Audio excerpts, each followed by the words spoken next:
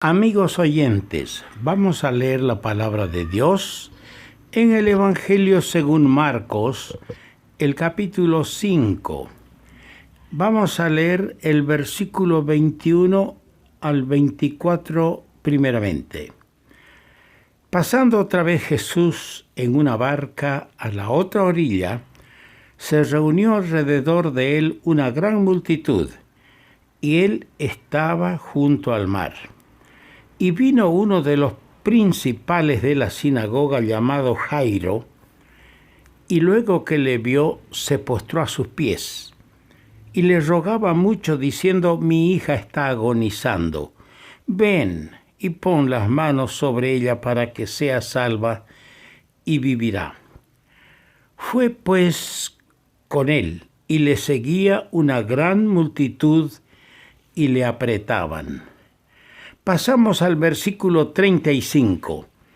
Mientras él aún hablaba, vinieron de la casa del principal de la sinagoga diciendo: tu hija ha muerto. ¿Para qué molestas más al maestro? Pero Jesús, luego que oyó lo que se decía, dijo al principal de la sinagoga: no temas, cree solamente. Y no permitió que le siguiese nadie, sino Pedro, Jacobo y Juan, hermano de Jacobo. Y vino a casa del principal de la sinagoga, y vio el alboroto y a los que lloraban y lamentaban mucho. Y entrando les dijo: ¿por qué alborotáis y lloráis? La niña no está muerta, sino duerme. Y se burlaban de él, mas él, echando fuera a todos, tomó al padre y a la madre de la niña y a los que con él estaban, y entró donde estaba la niña. Y tomando la mano de la niña le dijo: Talita cumi, que traducido es: niña, a ti te digo, levántate. Y luego la niña se levantó y andaba, pues tenía 12 años. Y se espantaron grandemente, pero él les mandó mucho que nadie lo supiese, y dijo que se le diese de comer. Que el Señor añada su bendición a la lectura y a la pequeña exposición que vamos a hacer de su santa palabra. Yo he intitulado a este pensamiento un despertar maravilloso. ¿Por qué? Porque una niña acaba de morir, ha entrado al mundo de los muertos. Nosotros no conocemos, no sabemos las impresiones, las reacciones que tiene uno que entra al más allá, dejando su cuerpo aquí, su estuche, en otras palabras. Pero de ese mundo, esta niña ha sido traída por un poder superior, la palabra del Señor Jesucristo. Y ella ha vuelto, y podemos decir, para ella fue un despertar maravilloso. Dice el Salmo 103, el versículo 13, como el Padre se compadece de los hijos, se compadece Jehová de los que le temen. ¿Está escuchando? Como el Padre se compadece de los hijos, se compadece el Señor de los que le temen.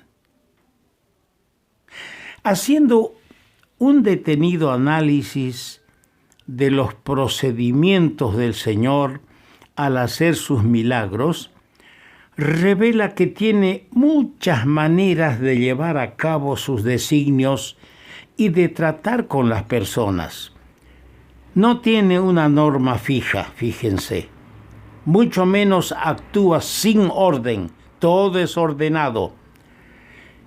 Y no actúa tampoco sin un propósito que Él solo lo sabe, Él solo lo tiene y Él solo puede realizarlo. Un propósito determinado. Obra poderosamente tanto a la distancia del enfermo como en su inmediata presencia. A veces habla y su palabra surte efecto inmediato. Otras veces pone su mano encima del enfermo. O a veces utiliza en ciertos medios. Nuestro Dios, y esto es bueno que los repitamos para nuestro gozo y para la gloria del Señor, nuestro Dios es el Dios de la diversidad. Y esto se manifiesta en todas sus obras, en toda la creación. En los tres evangelios llamados evangelios sinópticos, Mateo, Marcos y Lucas, tenemos registrado este episodio de la hija de Jairo, el principal de la sinagoga, la resurrección de esta niña. En Mateo tenemos, como dije, son tres relatos inspirados, bien registrados. En Mateo 9, en Marcos 5 y en Lucas 8 está registrado este episodio, este incidente, esta vuelta a la vida de una niña de 12 años. En segundo lugar, tenemos tres seres angustiados: los padres y la única hija, así lo entendemos por el versículo 40. Los padres y la niña son tres personas angustiadas. La niña que se está muriendo está angustiada y sus padres que la ven morir. En Lucas el capítulo 8, el versículo 42 leemos que ella se estaba muriendo. Estaba agonizando, lo dijo él. En tercer lugar tenemos tres acompañantes privilegiados. Están escritos sus nombres en el versículo 37, Pedro, Jacobo y Juan. Qué dichosos presenciar un hecho trascendental, nunca ocurrido. Qué privilegio tienen los que son del Señor, ser testigos en sus propias vidas de grandes milagros. Siempre digo yo cuando predico que el más grande milagro que el Señor ha hecho fue salvar mi alma de la eterna perdición. ¡Qué privilegiado que soy! Y aquí tenemos a estos tres acompañantes, Pedro, Jacobo y Juan. Estos tres privilegiados también estuvieron con el Señor en el monte de la Transfiguración, en el capítulo 9. De este mismo evangelio. Y estuvieron en otra ocasión también los únicos tres en el huerto de Getsemaní, a distancia de unos 40 metros de distancia de él, un tiro de piedra, dice la Escritura. En el capítulo 14, ellos tres fueron a los que el Señor les dijo: velad aquí. Había una relación más cercana entre ellos. El Señor les confiaba, pero ¿cuántas veces le defraudaron al Señor? No pudieron velar en el huerto cuanto más los necesitaba el Señor. En cuarto lugar, tenemos tres milagros registrados. En cuanto a resurrección se trata. La hija de Jairo es uno de los milagros, la resurrección de la hija de Jairo, recientemente muerta. Capítulo 5 de este evangelio lo hemos leído, verso 42. En segundo lugar, otra resurrección del hijo de la viuda de una población que se llamaba Naín. Estaba en camino al cementerio dentro de un ataúd. La niña estaba en su cama. El joven hijo de la viuda de Naín estaba en el camino al cementerio en un ataúd, en un féretro. Así dice Lucas capítulo 7, versículo 15. Y el tercer caso de resurrección registrado es el de Lázaro. Una persona no es joven, es un adulto, que estaba 4 días muerto y no estaba en un ataúd, estaba en una tumba. ¡Qué maravilloso Salvador! Nuestro Dios es grande.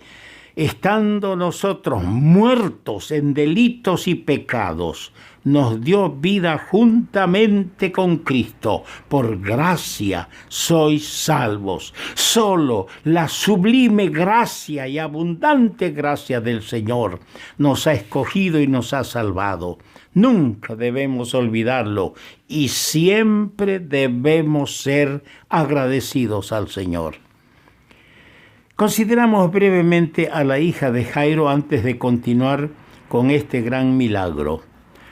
La hija de Jairo, ella es una de las 5 mujeres, porque así constatamos por el Nuevo Testamento, ella es una de las 5 mujeres que experimentaron el poder del Señor. Las otras son la suegra de Pedro. En Mateo el capítulo 8 está el relato. La suegra de Pedro.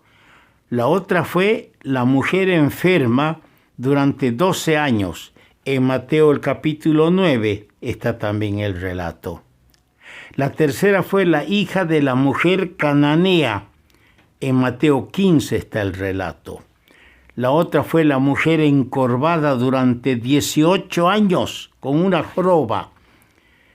El relato está en el capítulo 13 del Evangelio de Lucas. No he incluido aquí a María Magdalena, porque solo se dice de ella que el Señor había echado 7 demonios, así dice en Marcos capítulo 16, verso 9, pero no habla de que habría estado enferma.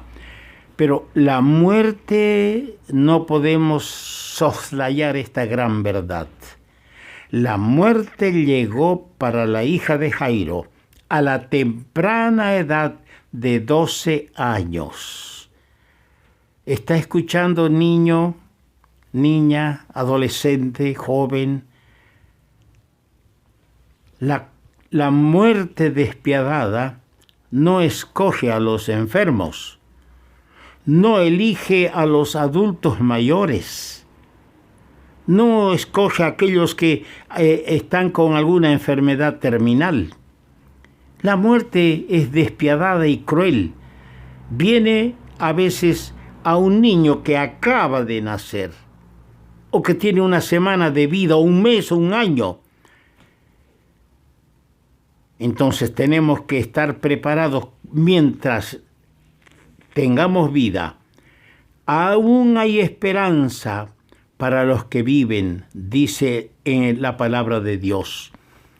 Y si tú entiendes que Jesucristo vino para salvar a los pecadores y que murió derramando su sangre para, con esa sangre aplicada por la fe a tu vida, pueda limpiar las manchas de tu alma, es tiempo de que te prepares antes que la muerte cruel venga con su hoz y empiece a cegar tu vida. Es interesante notar que la mujer sanada por el Señor en el camino a la casa de Jairo dice que estuvo enferma 12 años y la niña que acababa de morir tenía también 12 años. Ahora, la mujer tocó el vestido del Señor Jesús y fue sanada. Aquí en este caso el Señor tomó la mano de la jovencita y le ordenó levantarse. En ambos casos, Cristo demostró su poder. Y ese poder se despliega siempre a favor de los pecadores. Ese poder es la respuesta divina a la fe humana. Ponga su fe en el Señor Jesucristo. Deposite su confianza en Él para ser salvo. Un despertar maravilloso. Vamos a continuar mañana si el Señor así lo permite.